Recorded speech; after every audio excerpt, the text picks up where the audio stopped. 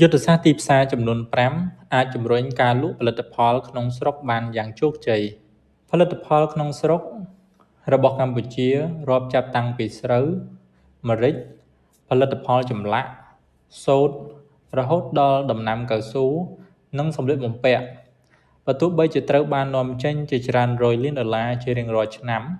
ប៉ុន្តែផលិតផលមួយចំនួនទៀតហាក់ដូចជាមិនទាន់មានទីផ្សារទូលាយនៅឡើយហើយកំពុងតែរង់ចាំឱកាសល្អណាមួយដើម្បីពង្រីកផលិតកម្មនិងម៉ាកយីហោរបស់ខ្លួនទៅកាន់ទីផ្សារដ៏ធំនៅខាងក្រៅប្រទេសនៅក្នុងសម័យបដិវត្តន៍ឧស្សាហកម្ម 4.0 បច្ចេកវិទ្យាគឺជាកូនសោរដ៏សំខាន់ដើម្បីបើកទ្វារទីផ្សារដ៏មានប្រសិទ្ធភាពបំផុតប៉ុន្តែក៏ទាមទារឲ្យគ្រប់គ្នាមានជំនាញដល់ប្រាកដនិងត្រឹមត្រូវផងដែរចំពោះការងារបែបនេះសកម្មភាពជំរុញផលិតផលក្នុងស្រុកត្រូវការទាមទារឲ្យមានការចូលរួមពីសំណាក់ភាគីដែលពាក់ព័ន្ធមិនមែនជាការងារសម្រាប់រដ្ឋាភិបាលឬក៏ឯកជនតែម្នាក់ឯងនោះទេដូចនេះក្នុងនាមជាម្ចាស់ផលិតផលផ្ទាល់ឬក្នុងនាមជាភាគីណាមួយដែលកំពុងតែមានបំណងចង់ជួយពន្លឿន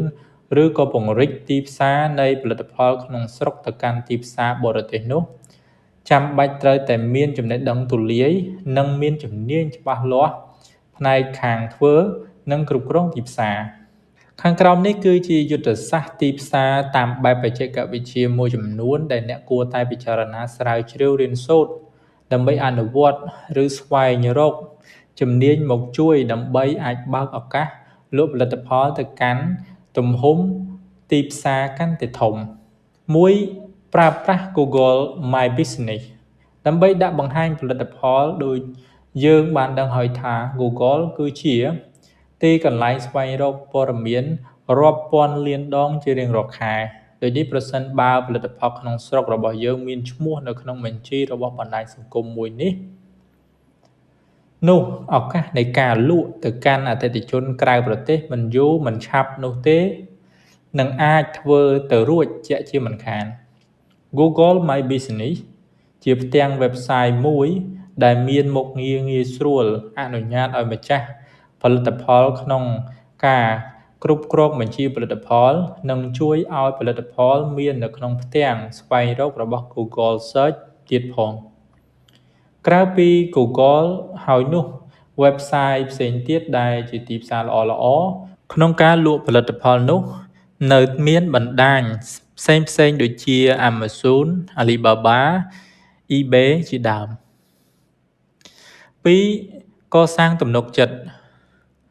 និងបទពិសោធន៍ល្អសម្រាប់អតិថិជនដំបូង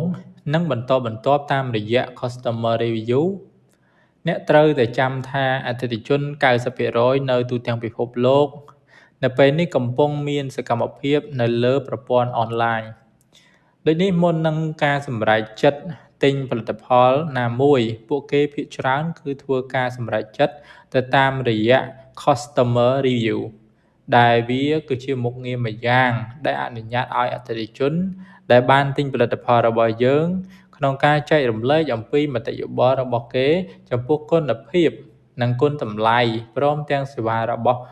យើងទៅកាន់អតិថិជនផ្សេងទៀត3បង្កើតវីដេអូបង្ហាញពីផលិតផលក្រៅតែពីការស្វែងរកនិងមើលឃើញ Customer Review ហើយនោះអតិថិជននៅលើប្រព័ន្ធអនឡាញពិតជាចង់ឃើញនិងប៉ះនៅផលិតផលរបស់អ្នកដោយផ្ទាល់ដូចនេះការផលិតវីដេអូបង្ហាញពីរបៀបប្រើប្រាស់ឬក៏បង្ហាញអំពីគុណភាពគឺជារឿងចាំបាច់ដែលមិនអាចខ្វះបាននោះទេអ្នកត្រូវចាំថាវីដេអូកាន់តែមានគុណភាពនិងគុណប្រយោជន៍ផលិតផលរបស់អ្នកកាន់តែទទួលបានឱកាសច្រើននៅក្នុងការលក់ចេញទៅទីផ្សារក្រៅប្រទេស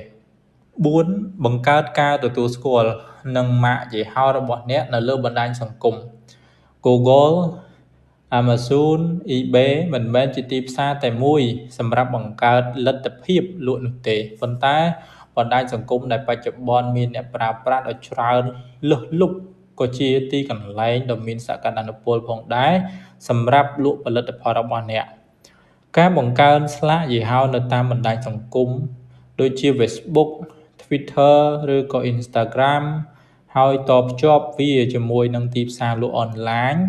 ខាងលើគឺជាការបន្ថែមទំនុកចិត្តកាន់តែខ្លាំងឡើងសម្រាប់អតិថិជនដែលកំពុងតែមានបំណងចង់បានផលិតផលរបស់អ្នក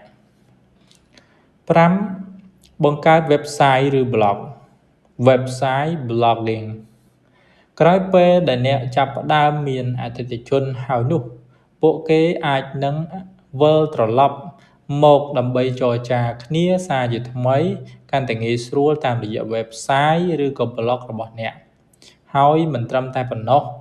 នៅទីនេះអ្នកក៏អាចបង្កើតជាមាតិកាដែលមានសារៈប្រយោជន៍ពាក់ព័ន្ធទៅនឹងផលិតផលរបស់អ្នកផងដែរដើម្បីទាក់ទាញចំណាប់អារម្មណ៍បន្ថែមទៀតពីសំណាក់អតិថិជននៅលើអនឡាញ